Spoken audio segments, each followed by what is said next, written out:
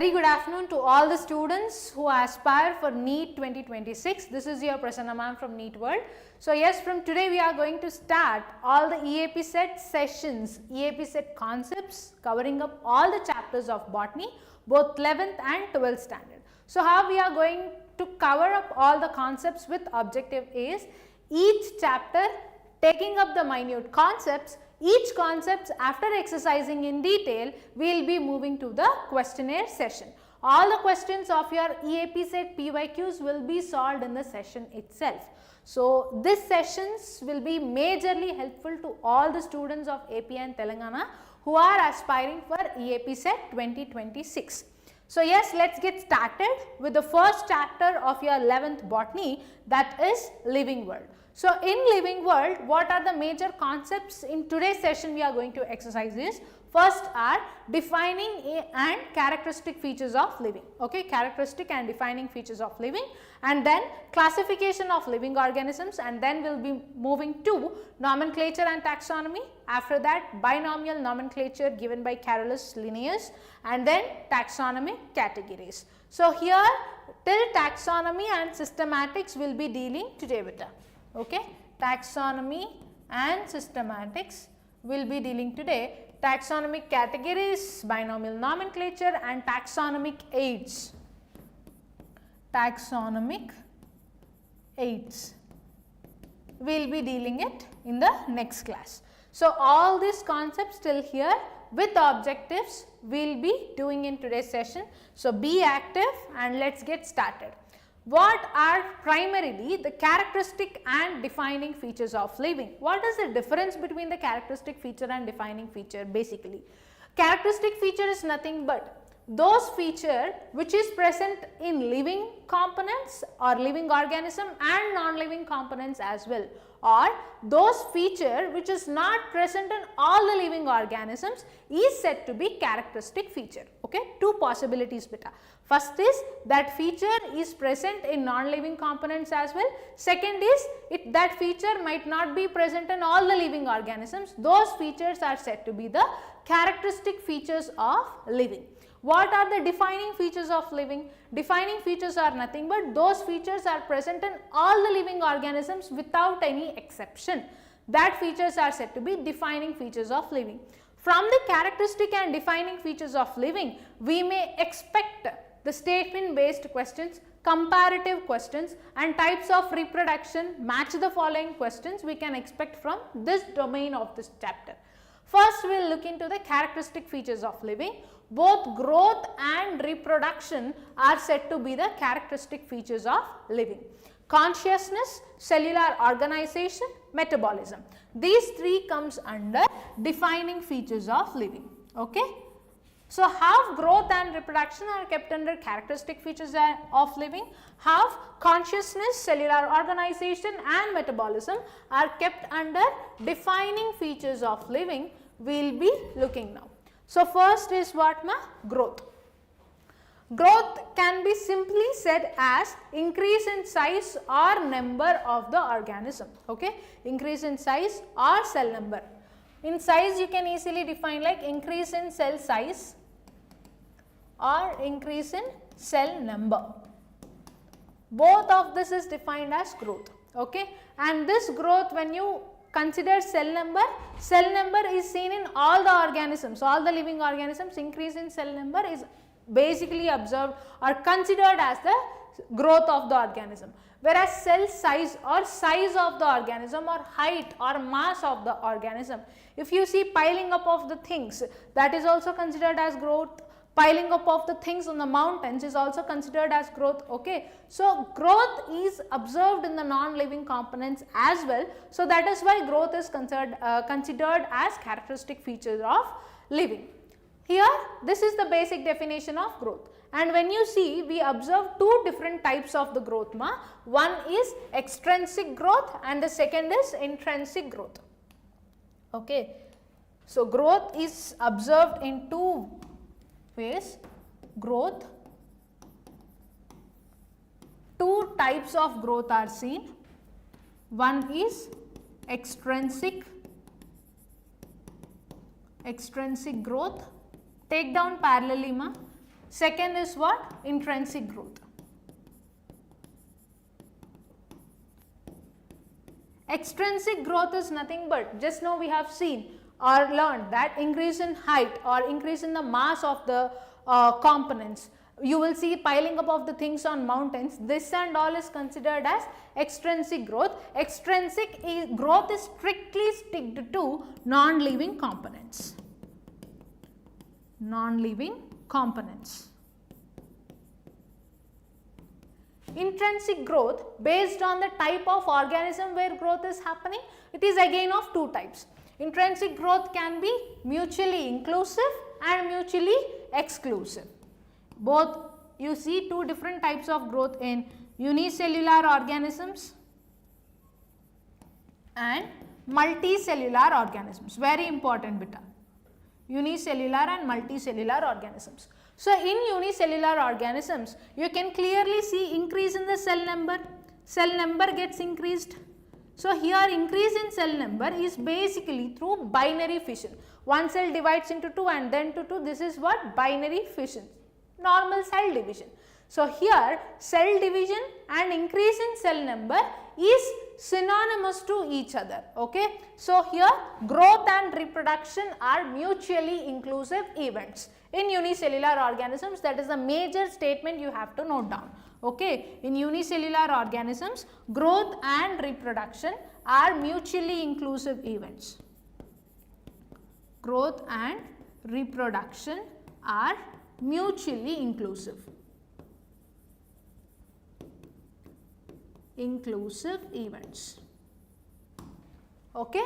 In multicellular organisms, if you see multicellular organisms wherein growth and reproduction are mutually exclusive, because growth happens for certain age of time where juvenile phase will be completed, and after juvenile phase the organism enters into the reproductive phase. So, here in multicellular organisms, be it plants or animals, first juvenile phase will be there, after growth and then reproductive phase will be attained. So, here growth and reproduction are mutually exclusive. Growth and reproduction are mutually exclusive. I hope you got the basic idea on this characteristic feature. First characteristic feature, that is growth, right ma? So, here you see, look into the theory also once. Growth is increase in size, mass or height of an organism. This occurs by cell division. Animals grow only up to certain age. This is what I have told, that growth and reproduction are mutually exclusive. In later years, there is any replacement or repair of worn out cells, then growth is returned as definite. So, here you see definite growth and indefinite growth. Indefinite growth you will observe in plants and definite growth you will see in animals, where growth is limited to certain age or certain time. Plants on the other end will show growth throughout their lifespan, that is why it is called as indefinite growth. Indefinite growth is also termed as indeterminate growth. Indeterminate. Here it is determinate in animals. So, in this flow chart, just now we have discussed Nabita, in this flow chart you can also add on, in this flow chart, like growth and reproduction are mutually exclusive. In multicellular organisms, you can keep another column and just add on two different types of growth. One in plants, growth is indeterminate or indefinite. Indeterminate or indefinite. Whereas in animals it is definite, right? In animals it is definite or determinate. Fine, right? Easy? Yeah. Next. In unicellular organisms, just now we have seen growth and reproduction are synonymous. Remember, synonymous and mutually inclusive, these terms are one and the same. Next, in plants and animals, growth and reproduction are separate phenomena, that is mutually exclusive. And about intrinsic growth and extrinsic growth, we have learnt. Best examples for extrinsic growth can be highlighted here as sand dunes and glaciers. I hope this is clear, right? Any doubt anywhere, ma? Yeah. Next, reproduction. Reproduction is also said to be a characteristic feature. It is not a defining feature, because there are many living organisms who doesn't reproduce, like for example mules, okay, and worker honeybees, sterile human couple. All of them are living organisms, but the reproduction component is absent. Okay, so this is again kept under what? Characteristic feature of living. Characteristic feature. Here you see production of new individual organisms or offsprings by their parents is reproduction. This is not essential for survival of individual, but this is essential for survival of species. And types of reproduction, if you see, asexual reproduction and sexual reproduction. Two types of reproduction is there. One does not involve the fusion of gametes, and asexual reproduction is uniparental. Okay, asexual reproduction is uniparental, where offspring will be identical to that single parent. Okay, and here fusion of gametes is absent.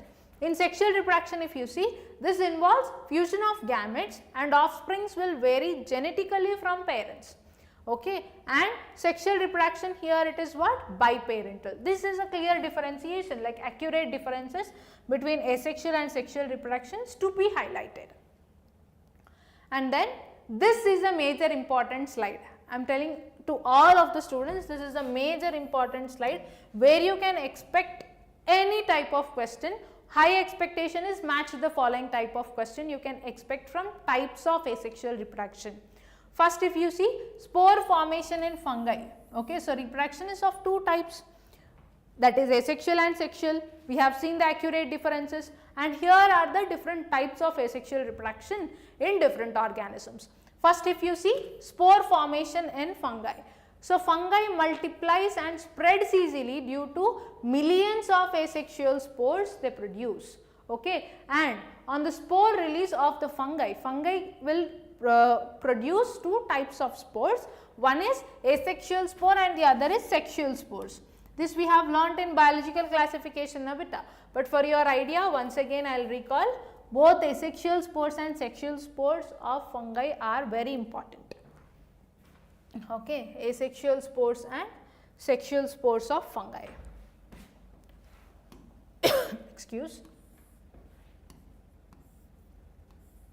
Yeah, take down asexual spores and sexual spores of fungi.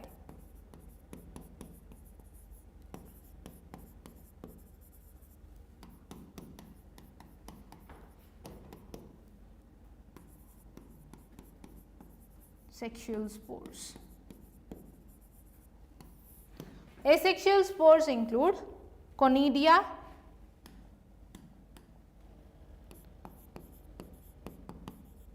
sporangiospores,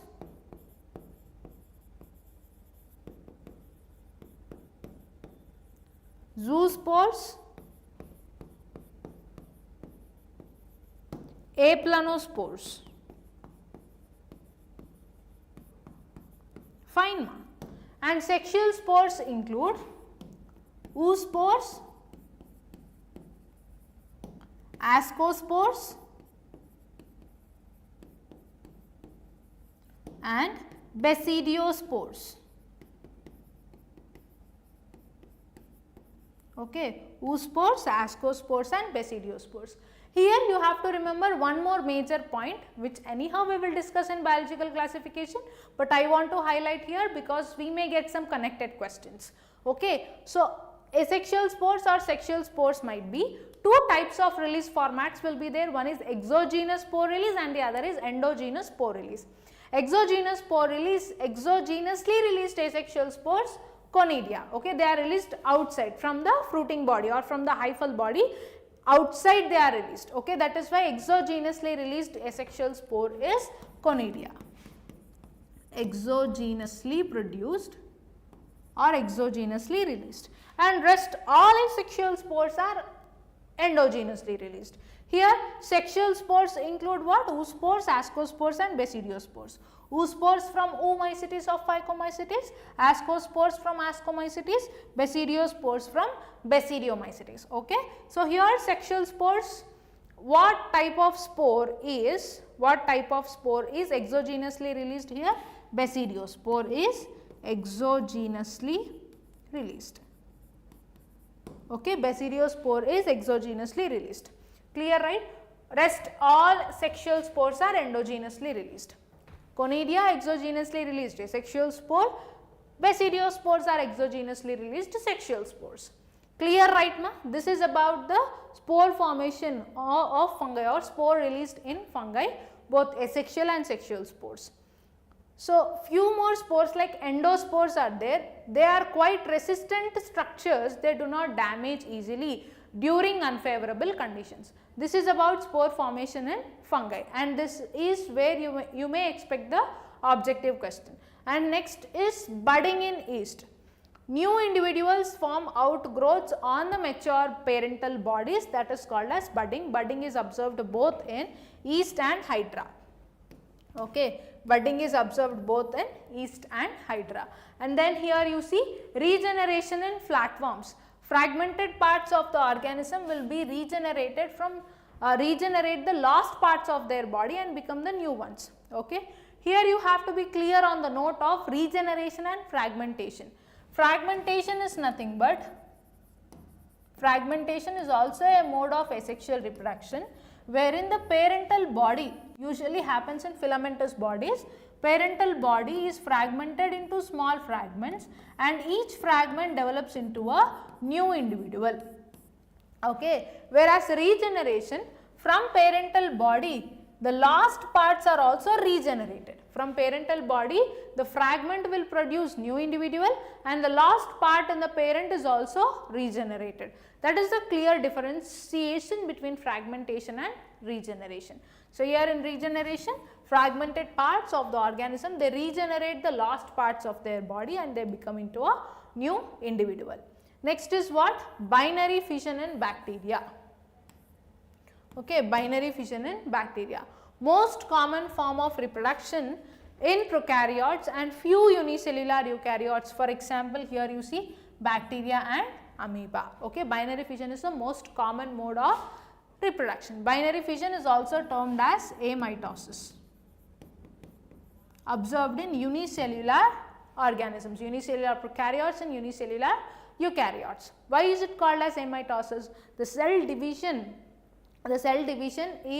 will not have any involvement of spindle apparatus formation, or the cell division will not include any spindle fibers.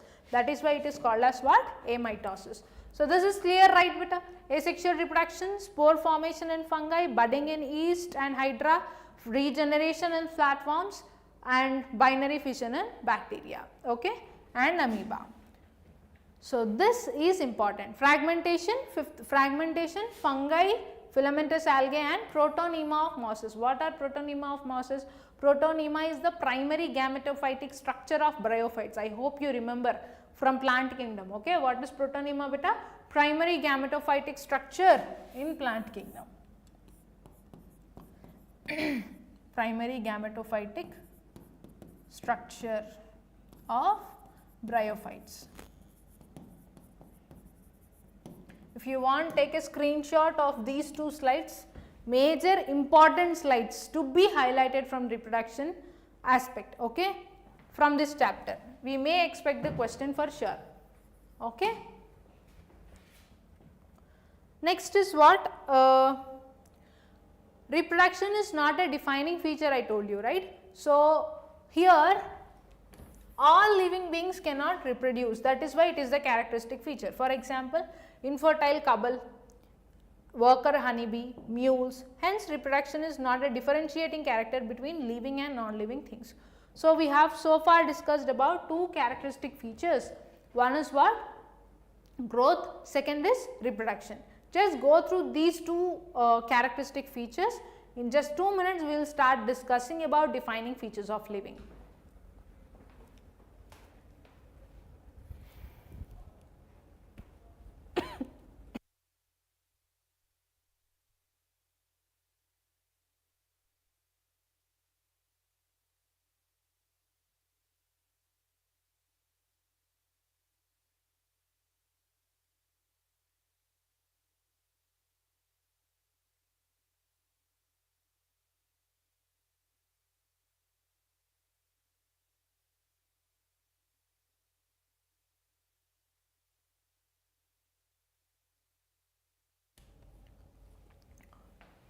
So yes, next is what is metabolism. What is metabolism? Metabolism is a combined event of both anabolism and catabolism. Anabolism is nothing but energy combining smaller molecules to yield a large complex molecule by utilizing the energy. So here energy is being utilized in this process, okay, where smaller molecules will pile up forming a large complex molecule. Photosynthesis is the best example of anabolism.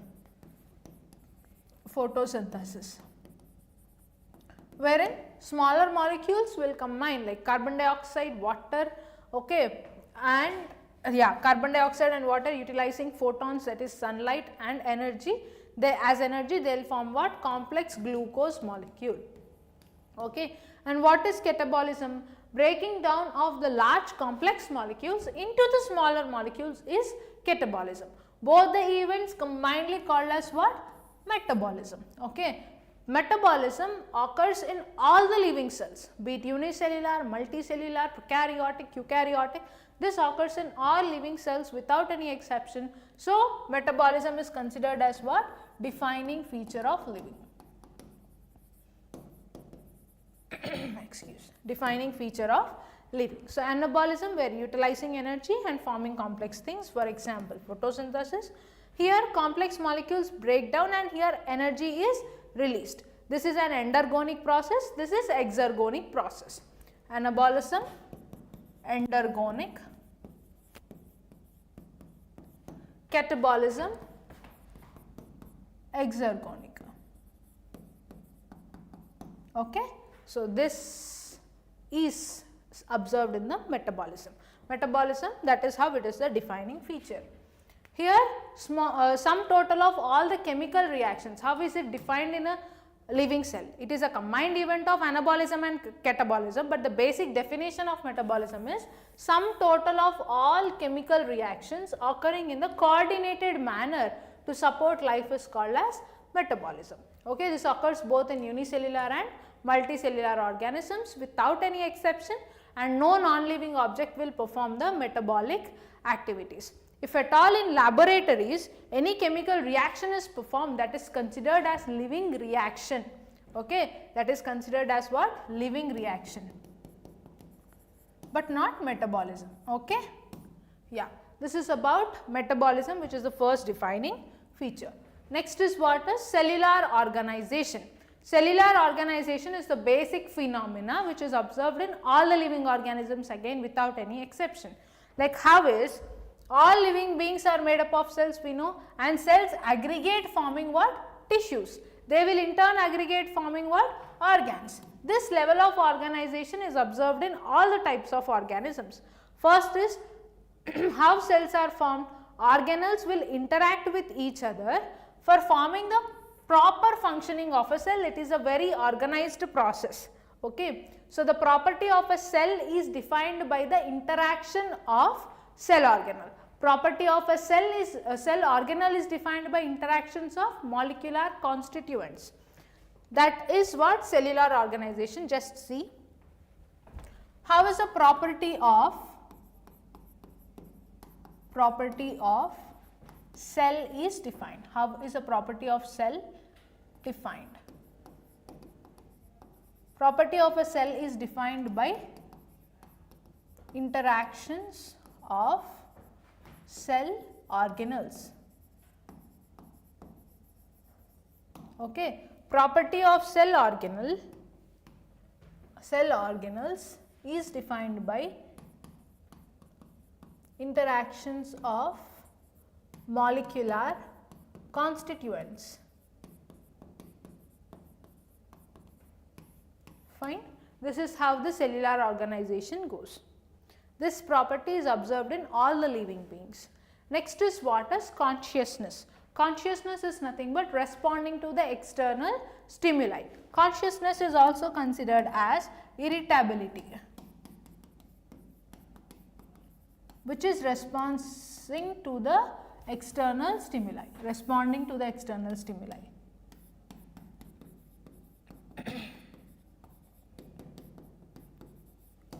It It is a state of awareness of the surroundings and response to the external stimuli. For example, sense organs and photoperiodism, which is there in plants.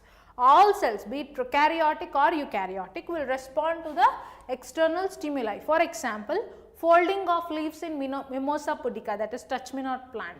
Immediately you touch, it will fold. That is response to the stimuli of touch. Next, that is how, as it is observed in all the living organisms. This is the defining feature again, defining property of the living organisms.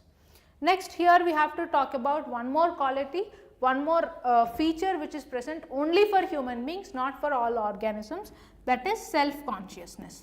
Being aware, self-awareness is present only for human beings. Self-consciousness only for human beings.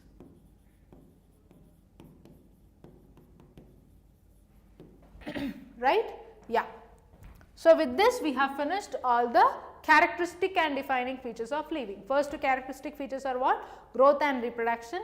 In growth, you have to be clearly aware of what? Extrinsic, intrinsic. In intrinsic growth, again unicellular, multicellular, that is mutually inclusive, mutually exclusive. Again in multicellular organisms, you have to be clear on definite growth and indefinite growth. Next is what? Reproduction. Why reproduction is a characteristic feature?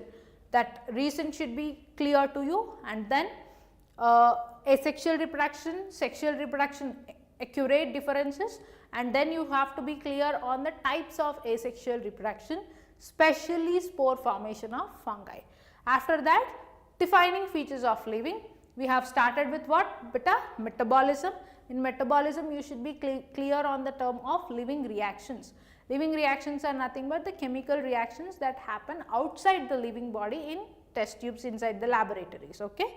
And then after metabolism, consciousness or irritability, cellular organization, these are the defining features of living. Self-consciousness is observed only in the human beings. So, this is about the defining and characteristic features of the living. First aspect or the first domain of the living world is done. Now, we are moving to diversity in living world. Before going to the diversity in living world, you have to be clear on the approximate number, okay, based on the recent statistics. First is the number of species that are known, and in described ranges are what? 1.7 to 1.8 million, and then approximately 1.2 million animals are present. Of them, you have to be clear on the note of largest group of organisms. Largest group of organisms in animals are what? Insects. Next, among around 0.5 million plants are there. Among this, largest group is what? Angiosperms, and 15,000 new species are discovered every year. Maximum biodiversity is found in what? Tropical rainforest and coral reefs. Clear, right? So, these are the points to be highlighted. Even if you do not remember the numbers, not an issue, but you have to be clear on what is the largest group in animals, the insects. What is the largest group in plants, the angiosperms. Okay. Next, nomenclature. Okay. So, diversity is clear to you, 1.7 to 1.8 million species are observed. Firstly, what is biodiversity? Nothing but the enormous variety of life forms on the earth is defined as what? Biodiversity. Varied forms of life forms which are observed on earth is biodiversity. Next is identification and nomenclature. So, these will be four components of taxonomy. First, we will look into the binomial nomenclature and then we will move on to the taxonomy. Yeah, binomial nomenclature. This is first proposed by Gaspard Bovin, later popularized by Carolus Linnaeus. Okay. First observed or first produced by whom? Gaspard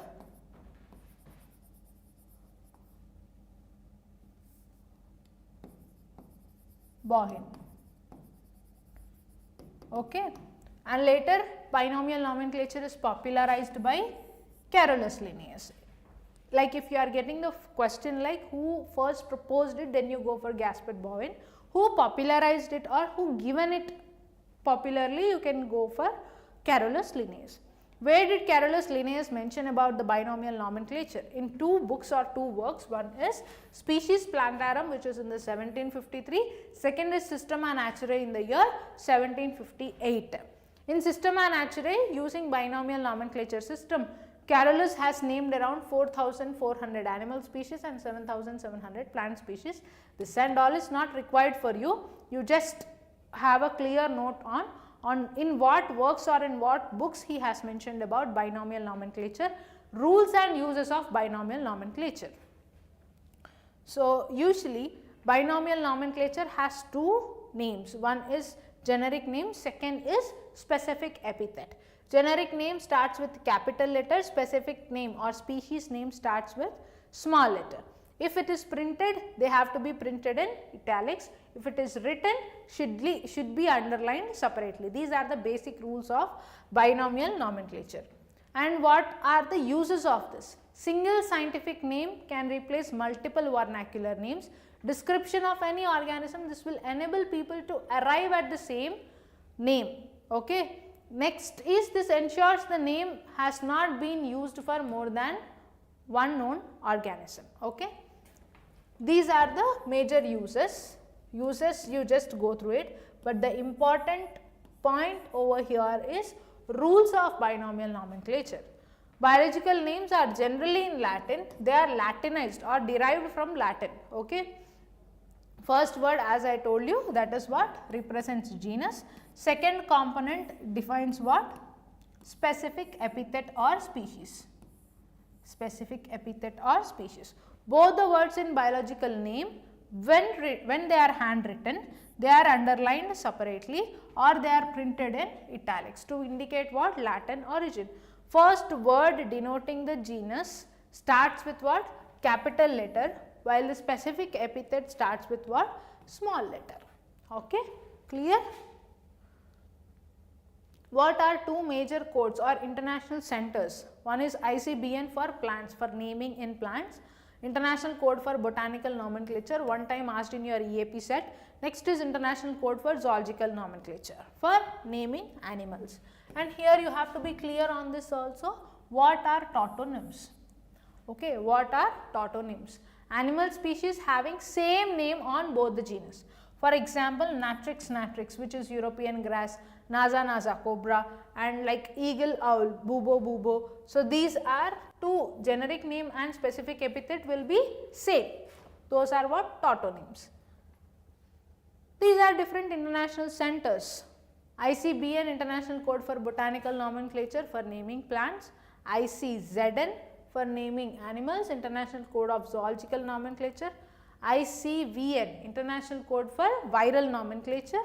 ICNCP, this is the International Code for Nomenclature for cultivated plants. Okay. And then ICNB, International Code for Nomenclature of Bacteria. Okay. Next is taxonomy. These two major concepts, biodiversity is clear to you now, binomial nomenclature is done. In binomial nomenclature, you have to be clear on who proposed it, who popularized it, in what work, Systema Naturae and Species Plantarum, and then what are the rules of binomial nomenclature. This should be clear in your mind. Next is what? Taxonomy and systematics. You should be clear, you should have a clear note on taxonomy beta and systematics as well. Clear differences between taxonomy and systematics also. Look into it carefully. Scientists have grouped organisms into what is taxonomy. First is what is classification. Classification is nothing but grouping all organisms into convenient categories is called as classification. Taxonomy is nothing but arranging all the organisms into different taxa or different ranks is called as taxonomy. If you are also considering the evolutionary relationships, then it is systematics. Okay? These three terms should be clear in your mind. First is what? Classification.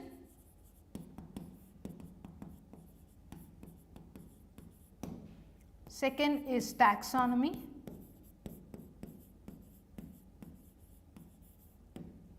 Third is systematics.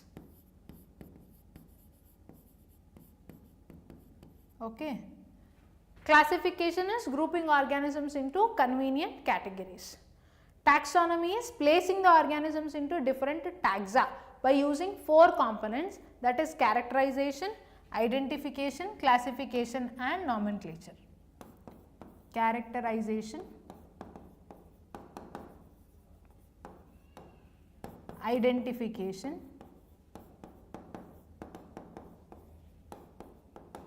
classification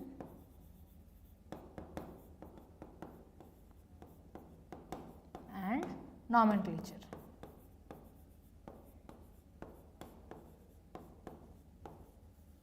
Okay, characterization, identification, classification and nomenclature. Using these components, placing the organisms into different taxa or categories or ranks is called as taxonomy. To group the organisms into different categories, if you are also using the evolutionary relationships, then it comes under what? Systematics.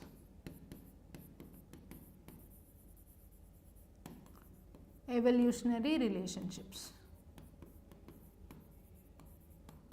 Okay.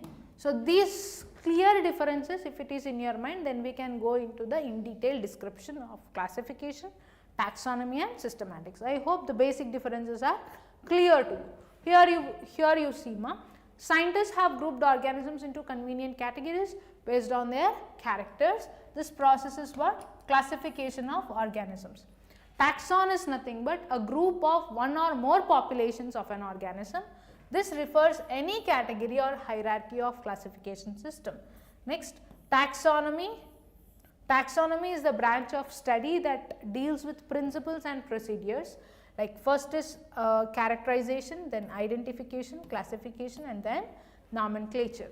Okay. So, based on characteristics, living organisms can be classified into different taxa. Okay. Earliest classifications were based on what? Uses of various organisms, like basic things, basic needs, clothing, shelter. This is the basic needs of the earliest classification. But here you have to be clear on what classification, taxonomy and systematics. What are the basic differences of this? These are the 4 components of taxonomy.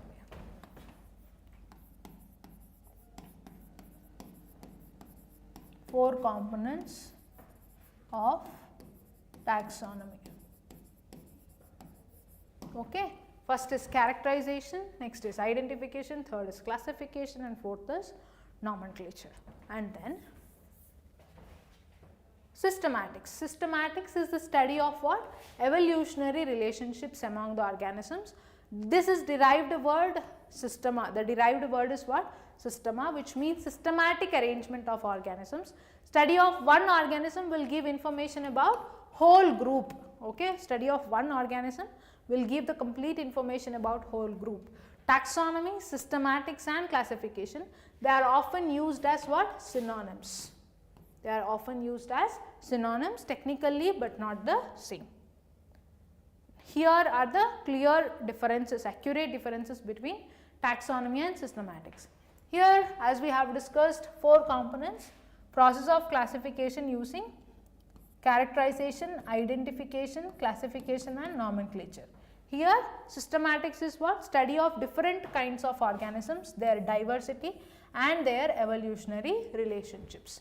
Here, taxonomy is derived from Greek taxis, that is arrangement, and nomos is the law. This is derived from Latin systema, meaning what? Systematic arrangement. And Linnaeus in his publication, what is his publication? Systema Naturae, he used this term systematics. You have to be clear on the derived, like taxonomy is the word derived from Greek, systematics is the word derived from Latin. And then taxonomy has a narrow scope which is limited to name, description and classifying organism, whereas systematics has a broad scope including what? Taxonomy, phylogeny and evolutionary history and diversity patterns as well. Next, taxonomy focuses on organisms into different taxa based on the observable traits, whereas in systematics, evolutionary relationships are also highlighted.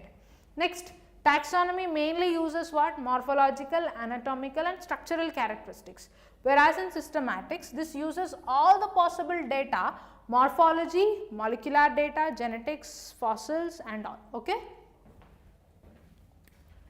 Enough. It's a learning challenge time. Okay. Let's check like how much we have absorbed the content. I'll give you 2 minutes of time.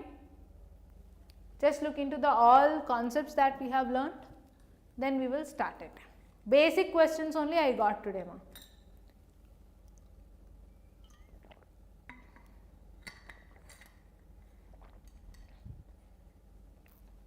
From the concepts we have discussed. So, the first question, in which of the following organisms the reproduction is synonymous with growth? That is, he is asking you mutually inclusive type of growth, where growth and reproduction are mutually inclusive, observed in unicellular organisms. But here in options you can see 2 unicellular organisms, one is unicellular algae and yeast. But in yeast, the reproduction, asexual reproduction, I told you. What is the asexual reproduction? Asexual mode of reproduction in yeast? Budding. Okay. So, the direct answer is what? Unicellular algae. Okay. Which is through what? Binary fission, wherein growth is synonymous to reproduction. This is indirect pattern because in yeast asexual reproduction is budding. This you look into. ICBN refers for what? International Code for Botanical Nomenclature, that is option C. Okay. Next, this question.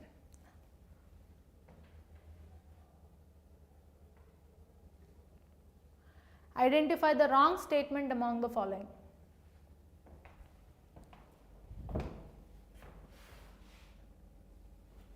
Here I need to change this. I think you can easily identify.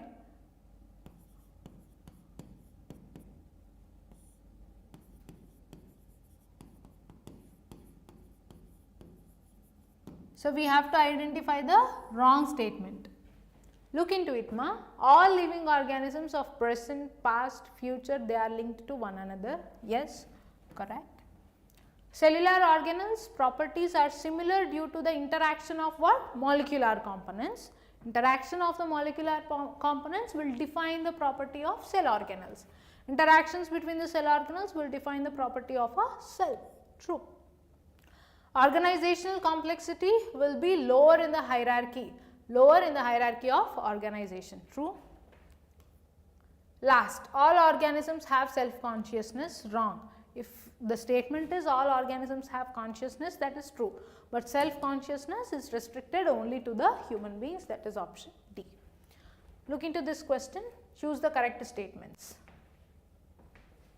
Here about wrong and here about correct statement, asked in 2021 shift 2. Asexual reproduction takes place in mules and worker bees. No, they are sterile. In single celled organisms, reproduction is synonymous with growth. True. Okay. In unicellular organisms, growth and reproduction are mutually inclusive. So, the correct statement is option B, but we will also look into C and D. Fungi reproduce by fragmentation. No, fungi reproduce by what, ma? Spore formation.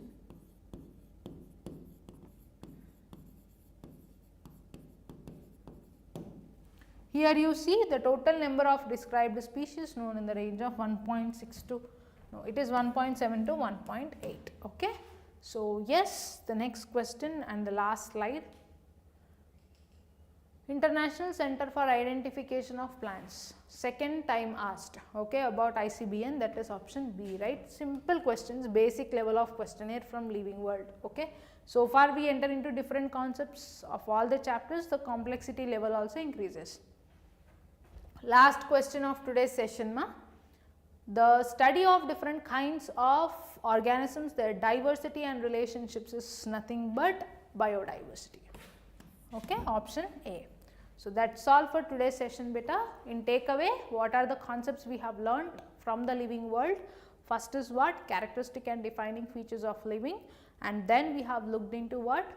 Taxonomy, systematics, classification, and then binomial nomenclature as well, and few set of questionnaire of EAPCET PYQs. Okay.